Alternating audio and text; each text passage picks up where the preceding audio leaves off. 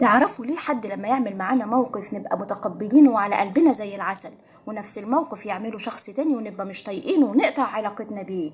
لان بكل بساطة الشخص التاني ده بيسحب على المكشوف. والله زي ما بقول لكم، بصوا بقى، كل واحد فينا في محيط حياته في الناس اللي بيتعامل معاهم اكنه بالظبط راح بنك وفتح حساب في بنك اسمه بنك المشاعر. كل ما اتعاملت معاه كويس، كل ما ان انت ساعدته، كل ما ان انت ابتسمت في وشه، يبقى انت بتحط رصيد في بنك المشاعر اللي عنده. لكن لو عملته معاملة سيئة او ما بصيتلوش او تجاهلته، يبقى انت مفيش رصيد.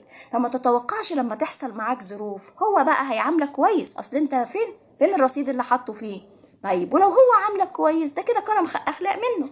فخدوا بالكم، حطوا ارصده في الناس اللي حواليكوا، علشان كلنا بنتعرض لظروف، وكلنا بنحتاج مساعده، وكلنا بنحتاج معامله طيبه. حط رصيد عشان لما تسحب ما تسحبش على المكشوف. ولا انتوا ايه رايكم؟ والسلام عليكم ورحمه الله وبركاته.